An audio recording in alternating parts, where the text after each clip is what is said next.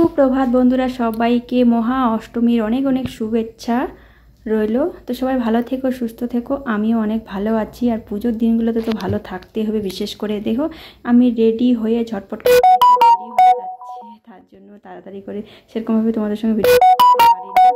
আর ওই যে বললাম দেরি হয়ে যাচ্ছে বলে আমার যা আর আমি রেডি হয়ে পড়েছি, রেডি হয়ে চলে যাচ্ছি। আমরা এবার হচ্ছে আসাম মোড়, তো আমাদের বাড়ির পাশেও কিন্তু পুজো হচ্ছে, তো আজকে আর সেখানে যেতে পারলাম না। তো আমরা আসাম মোড়ে যাচ্ছি, একটু অন্য দরকার ছিল, তার জন্য দেখো আমরা আসাম মোড়ে কিন্তু চলেছি। আর এত প্রচণ্ড রোদ গরম, মানে কি বলবো তোমাদের, একদম জ্যৈষ্ঠ মাসের মতো দিন মনে হচ্ছে বন্ধুরা। দেখো চারপাশটা একদম রোদে খা খা করতেছে, মানে এত রোদ আর গরম।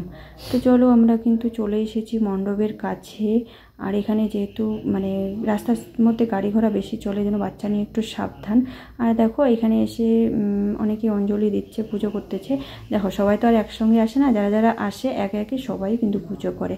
তো আমরাও কিন্তু চলে এসেছি, ওরা পুজো করার পরে আমরাও দাঁড়িয়ে পড়েছি। তো এখানে মাকে হচ্ছে পুজো, এবার অঞ্জলি চলতেছে। অঞ্জলি এই যে মায়ের যে আমাদের মধ্যে 5-6টা দিন থাকে, দেখো মহালয়ার পর থেকে কিন্তু আমাদের মধ্যে পুজো একদম পুরোপুরি, মানে আমাদের পুজো লেগে যায়। তার মধ্যে কিন্তু আমার কাছে বিশেষ এই মহা অষ্টমীর দিনটা আমার কাছে একদমই আলাদা।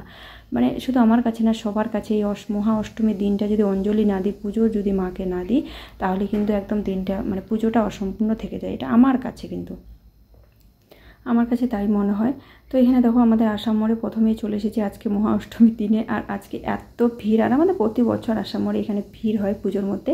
তো তার জন্য কিন্তু আমরা ঠাকুর দেখেছি, আমরা সেই পঞ্চমী থেকে ঠাকুর দেখতেছি আসাম মোড়ে। তবুও কিন্তু বারে বারে মনে হয় যে না, এখানে আসলে একটু প্যান্ডেলের ভিতরে ঢুকে মায়ের মুখটা দেখি। তো দেখো চারপাশটা এত ভিড়, যেহেতু আমাদের আসাম মোড়ের জায়গাটা কিন্তু অনেকটা বড়, মানে প্যান্ডেলটা মোটামুটি আছে, কিন্তু প্যান্ডেলের সামনে অনেকটা জায়গা, আর রাস্তাগুলো যেহেতু আছে, তো তারপরেও কিন্তু অনেকটাই জায়গা মোটামুটি।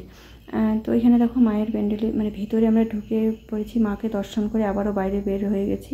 বের হওয়ার পরে আজকে অষ্টমীর দিনে আমরা একটু গ্রামের দিকে যাব ঠাকুর দেখতে। এটা আমরা প্রতি বছর যাই। আমার বড়মশাইয়ের একটু গ্রামের দিকে ঠাকুর পুজো দেখা মানে বেশি ওর ভালো লাগে, কারণ শহরের দিকটাতে একটু মানে ভিড় হয়। এখন জলপাইগুড়ি টাউনে তো আমরা গিয়েছি, কারণ ঠাকুর দেখে আসছি সপ্তমীর দিনে। আর আজকে ভাবছি যে যাব হচ্ছে গ্রামের দিকে, তারপরে কালকে আবার দেখা যাক ওই দিকেই।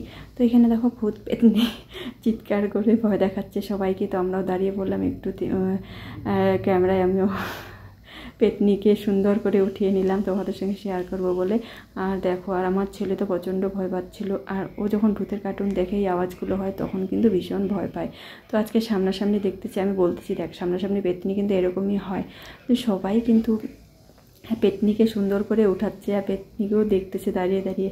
তো আমরাও দাঁড়িয়ে দাঁড়িয়ে একটু পেতনির আওয়াজটা শুনলাম কাছ থেকে, আর হচ্ছে মোবাইলে উঠিয়ে নিলাম। তো চলো এই যে আমরা হচ্ছে, এটা হচ্ছে আমাদের মোহিতনগরের পরে। মোহিতনগরে এত ভিড়, আমাদের আসাম মোড়ে পর্যন্ত মোহিতনগরে মানে প্রচণ্ড ভিড় হয় প্রতি বছর। আর গত বছর তো এত ভিড় ছিল, আমরা কিন্তু ঠাকুর দেখতেই ভিতরে ঢুকিনি।